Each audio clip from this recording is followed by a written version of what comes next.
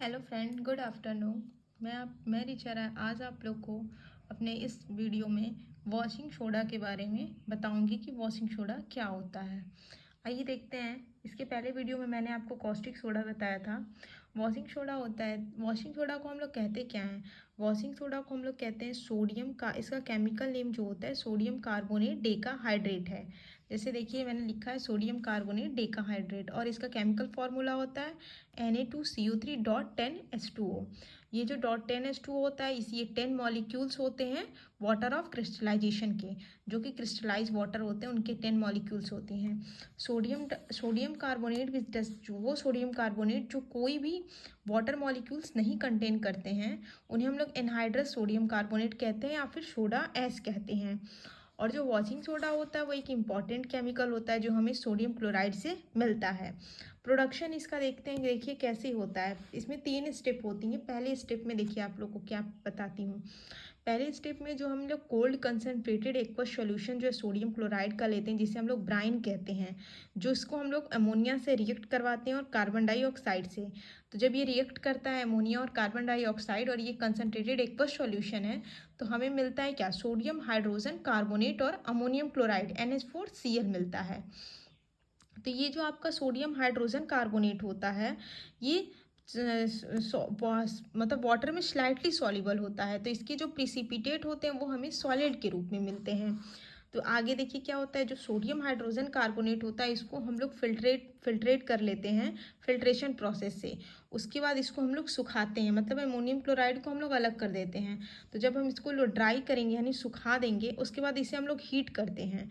तो जब हम इसे हीट करेंगे और सोडियम हाइड्रोजन कार्बोनेट को जब हम लोग हीट करते हैं तो वो डिकम्पोज होता है और वो डिकम्पोज होकर क्या फॉर्म करता है? Sodium carbonate.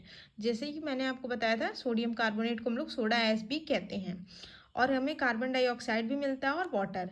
तो जब जो एनहाइड्रस सोडियम कार्बोनेट होता है इसको हम लोग सोडा ऐश कहते हैं, तो जो एनहाइड्रस सोडियम कार्बोनेट होंगे उसको हम लोग वाटर में डिसॉल्व करेंगे और वो रिक्रिस्टलाइज होगा। एक बार तो क्रिस्टलाइज हो चुका है, रिक्रिस्टलाइज होगा, तो ये हमें वॉशिंग सोडा क्रिस्टल देता है, जो कि कंटेन 10 मॉलिक्यूल्स जो होते हैं वाटर ऑफ क्रिस्टलाइजेशन के इसमें मौजूद होते हैं।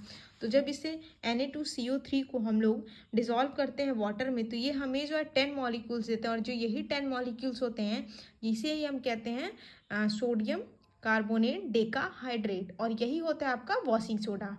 वॉशिंग सोडा आपको पता चल गया कि कहाँ से हमें मिलता है। इसकी प्रॉपर्टीज़ देखते हैं कि क्या होती है। देखिए इसकी पहली प्रॉपर्टी क्या होती है कि ये जो होता है ये ट्रांसपेरेंट क्रिस्टलाइन सॉलिड होता है। ट्रांसपेरेंट का मतलब जिसमें आर पार दिखता है, ये ट्रांसपेरेंट होती हैं। जो सॉलिड होते हैं वो ट्रांसपेरेंट होते हैं, क्रिस्टलाइन सॉलिड होता है। और ये कुछ मेटल कार्बोनेट में का एक मतलब सारे मेटल कार्बोनेट वाटर में सॉल्युबल नहीं होते हैं, लेकिन कुछ मेटल कार्बोनेट सॉल्युबल होते हैं और उन मेटल कार्बोनेट में से एक ये भी मेटल कार्बोनेट है जो वाटर में सॉल्युबल होता है। जो सॉल्यूशन होता है वॉशिंग सोडा का वाटर में वो अल्कलाइन नेचर का होता है, यानी अल्कलाइन मतलब बेसिक नेचर, तो जो कि रेड लिटमस को ब्लू में टर्न करता है। इसकी तीसरी प्रॉपर्टी, चौथी प्रॉपर्टी जो होती है वो है डिटर्जेंट प्रॉपर्टी या फिर क्लिंजिंग प्रॉपर्टी। देखिए डिटर्जेंट या क्लिंजिंग प्रॉपर्टी को हम लोग कहते क्या हैं यही बताते हैं आपको।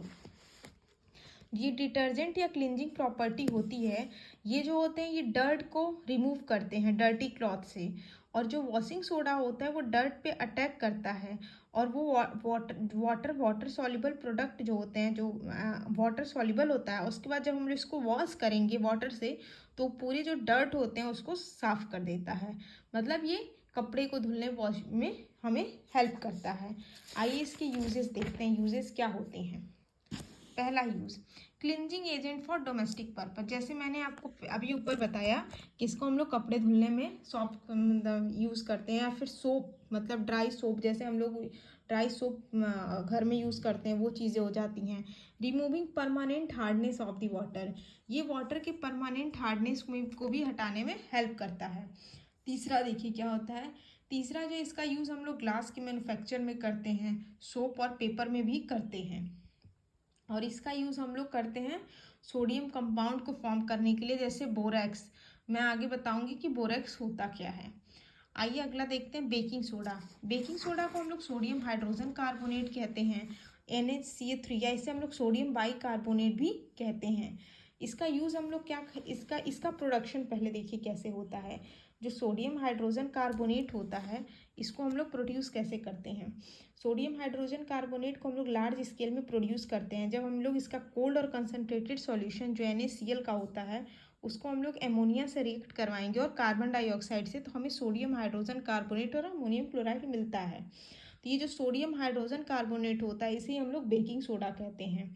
प्रॉपर्टी इसकी क्या होती है, पहली प्रॉपर्टी क्या होती है, it consist of the white crystal which are sparingly soluble in water.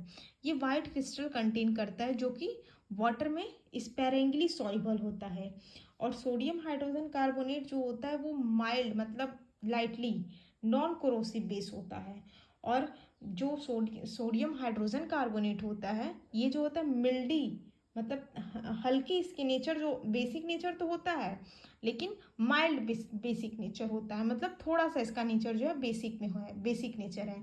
जैसे कि सोडियम वॉशिंग सोडा जो होता है वो अल्कलाइन इन नेचर होता है, वो माइल्ड नहीं होता है, वो मतलब पूरा होता है आपका। और ये जो होता है वो मिल्डी अल्कलाइन होता है, इस वजह से इसे हम लोग कहते हैं कि इसका नेचर जो होता है वो थोड़ा सा बेसिक होता है। और अगली प्रॉपर्टी इसकी जो होती है वो होती है आपकी एक्शन ऑफ हीट। इसका मतलब ये हीट जब इसको हम लोग हीट करेंगे तो क्या हमें मिलता है।